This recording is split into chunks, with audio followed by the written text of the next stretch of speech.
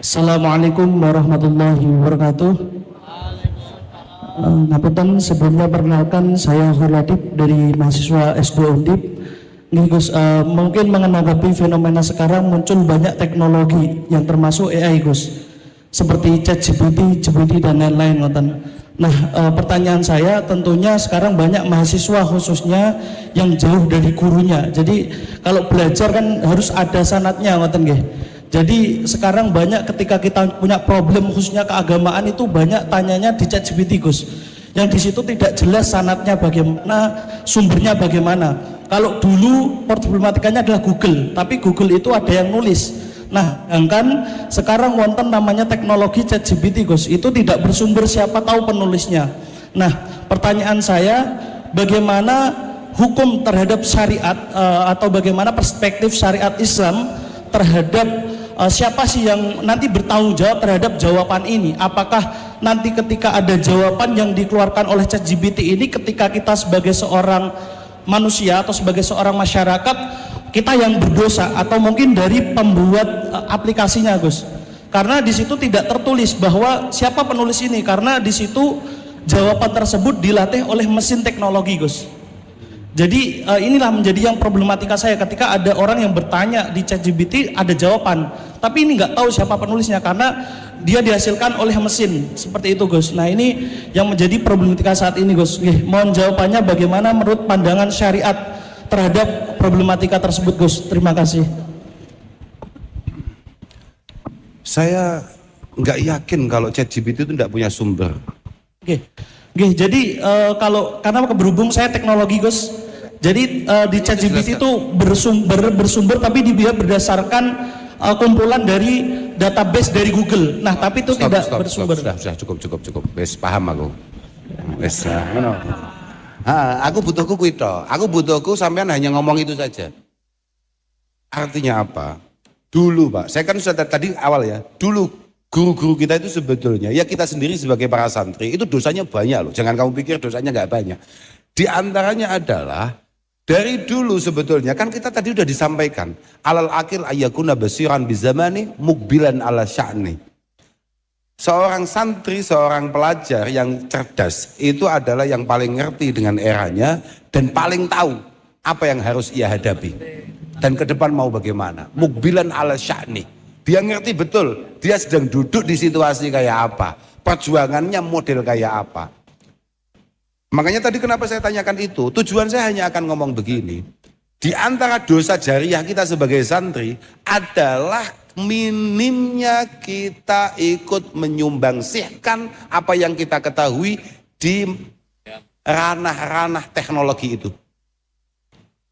Kita ini halaman pertama, misalnya kamu tanya, kaifiyatus sholah misalnya begitu, kaifiyatus sholatil istisqa, maka kitab-kitab kita itu paling di halaman 2 atau 3 bahkan. Itu yang dosa siapa? Yang salah siapa? Jadi ini bukan masalah nggak ada sumbernya, enggak. Tapi memang kita harus lawan itu dengan kemauan kita untuk bergerak. Saya sangat bersyukur panjenengan kemudian berada di bidang teknologi. Moga-moga keberadaan panjenengan adalah sebuah kemanfaatan untuk kita semua, untuk para santri dan untuk Islam. Jenengan jangan hanya kemudian, jenengan ngerti betul. Saya yakin jenengan tanya tadi sudah ngerti betul. Ini kelemahannya di mana, kurangnya di mana. Maka moga-moga ini adalah satu momentum di mana kita ini sudah tidak lumuh untuk membaca, tidak lumuh untuk menulis, juga tidak lumuh untuk mengupload. Jangan hanya ngupload selfie, tapi apa yang kita baca, kita pelajari, itu juga kita upload supaya menjadi satu bahan ketika ada keluar modelnya kayak AI, kayak apa namanya? Kayak AI, kayak tadi itu apa? ChatGPT, kira-kira begitu Pak. Alhamdulillah, beberapa pondok-pondok pesantren cukup mulai terbuka untuk itu di beberapa pesantren, dan itu saya pikir belum bisa kita anggap cukup karena mereka sudah jauh lebih cepat daripada kita. Moga-moga lah ke depan, tapi kita sama-sama paham lah. Walhasil ngoten niku. Lah kalau bagaimana pandangan syara, itulah Pak masalahnya. Al-jumud alal mangkulat abdalalun fiddin. Rangkuman-rangkuman yang kita ambil dari beberapa kitab itu saja Karena kita banyak baca, kemudian kita rangkum sendiri, kita ambil satu kesimpulan, itu bisa jadi masalah. Apalagi ini dirangkumkan oleh mesin, menuntut kita semua hari ini yang masih punya kesempatan untuk terus memiliki satu pendalaman akan sebuah keilmuan. Supaya kita punya ngeten, beberapa bulan yang lalu, ada seorang guru senior di pondok kami, itu cerita, saat ini tiang alim buatan kanggo nih Gus. Orang alim itu sudah tidak ada gunanya. Terus saya tanya, kenapa? Karena sekarang itu kita bisa tanya apa saja lewat, apa tadi itu? Bukan satunya, AI. Pun langsung klik, ngotot-ngotot, medal kabeh jawabannya. Akhirnya, saya tanya ada seorang yang pernah hidup di era Rasulullah Muhammad Sallallahu Alaihi Wasallam. Ditanyakanlah ke nama itu, kemudian diklik, ditanyakanlah di AI tadi itu.